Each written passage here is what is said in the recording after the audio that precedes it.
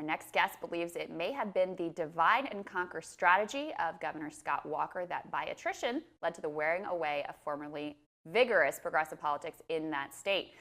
His book, The Fall of Wisconsin, The Conservative Conquest of a Progressive Bastion and the Future of American Politics, is author Dan Kaufman's examination of the history and the current status of politics in Wisconsin. And Dan joins me. Thanks for being here. Thank you for having me. So talk to me about the sort of genesis of the book, because you're a native Wisconsinite, that's what you say, right? Yeah. And you were very involved in reporting during some of the protest movements for Scott Walker. So talk to us about the trend and the progression that you've seen. Well, I was first alerted to this story by my mom, actually. I received an email at about 1:30 in the morning, right after Scott Walker shortly after he'd announced this measure called Act 10, which was the gutting of collective bargaining rights for public employees. And there were massive protests very immediately in Madison on the state capitol, and many hundreds of people from across the state, thousands, came to testify in an effort to try to delay the bill, but also to speak out against it. And I was really captivated by this scene and this grassroots progressive protest against Act 10.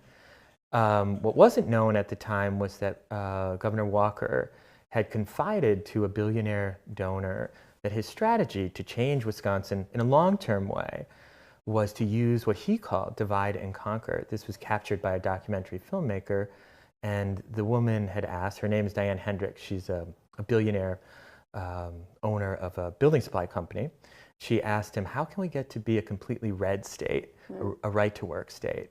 And he said, well, have you seen what we're going to do with the public employees because you use divide and conquer? And so explain what that means. Is divide and conquer sort of pulling the labor movement apart? Exactly. One thing that Governor Walker received some endorsements from, well, one endorsement in particular from one of the big building trades unions, Local 139. He had promised them that he wouldn't introduce right to work. And a lot of people in the building trades tend to be, a significant proportion, tend to be conservative. They vote Republican, and he promised that he would remake Wisconsin's roads and provide a lot of jobs for the road builders.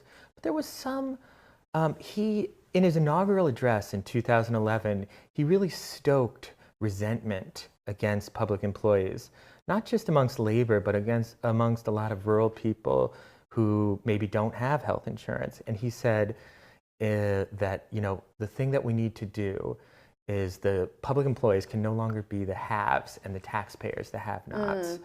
And so you sort of argue, number one, that it was no accident that unions were attacked so directly in this place that was a bastion of the labor movement. And number two, that really laid the groundwork for Donald Trump winning Wisconsin in 2016. Absolutely. I think there's new studies that show the impact of things like right to work on the Democratic Party's fortune. It's a very extreme weakening, both financially, but unions are also a place for workers to share ideas about policy and to coordinate. It's really the only counterweight to the infrastructure on the right, which is very powerful in Wisconsin. A lot of national conservative organizations were using Wisconsin as a kind of laboratory for policies that would be replicated in other states. And so then when the Clinton campaign came in, they sort of assumed Wisconsin always goes blue, so it's just going to go blue again. So what was their approach? Well, as you say, they came in, but they didn't really come in. That was the problem. They didn't come in. Hillary Clinton never, it's quite well known, she never campaigned during the general election in Wisconsin, which was a shock to many people. And is that really the problem, or does that speak to a broader sort of misunderstanding of what was going on in the ground I think there? it's not truly the problem, but it's emblematic of the abandonment of the National Democratic Party for things like the labor movement. The real core, the grassroots, the rank and file people, the foot soldiers in elections, they have been abandoned. It wasn't just Hillary Clinton. During the recall election against Scott Walker in 2012,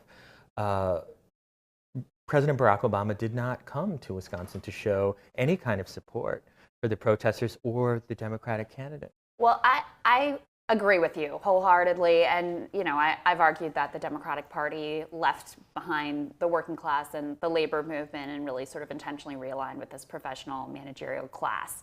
I get a lot of pushback from people who say, no, Democrats have always been the party that stands with the working class. I mean, how do you respond to that criticism? What do you point to as the Democrats moving away from that? Well, there's people like, there's one person that's prominent in my book, a very charismatic character named Randy Bryce, a union iron worker, who has staged a remarkable campaign against first Speaker of the House, Paul Ryan, who has since announced he's retiring. I think partly because Randy's campaign caught such fire. And what Randy did was reactivate this progressive grassroots energy. I tend to agree with your view. I think at one time the Democratic Party was much more aligned with working class interests. But particularly since the 90s, the Bill Clinton era, it's really shifted away. The donors and the funding has moved more towards professional managerial class. And that was shown in Wisconsin. They didn't really do that much, if anything, to help. And these were teachers, corrections officers, I mean, really just the bedrock citizens that form the bulk of their voters. And the Democratic Party had lost credibility with them. Now, full disclosure, as we talked about, I run an organization, People's House Project, that has endorsed Randy Bryce. But I know you wrote in the New York Times that you really felt that Bryce had some of the answers for the Democratic Party to try to reconnect with this working class base. What is it about Randy that makes him special? Well, I think he's tapped into something that is also similar to like Alexandria Ocasio-Cortez. Something that's very, one thing that's been missing is I don't think the founders intended that Congress should just be populated by professionals, lawyers. And Randy is a real person, just like Alexandria. And there's a slew of candidates like this emerging across the country. And I think that's really refreshing to people. Also, his clarity, particularly on labor issues, given what's happened in Wisconsin, is really moving to people. People were really cognizant of Hillary Clinton's positions on free trade, and there was a sense that, perhaps she'd be better than Trump, but it was difficult to muster much enthusiasm. Without this kind of enthusiasm that you saw also in the Bernie Sanders campaign, particularly in Wisconsin, it really resonated. People forget he defeated Hillary Clinton by 13 points in Wisconsin.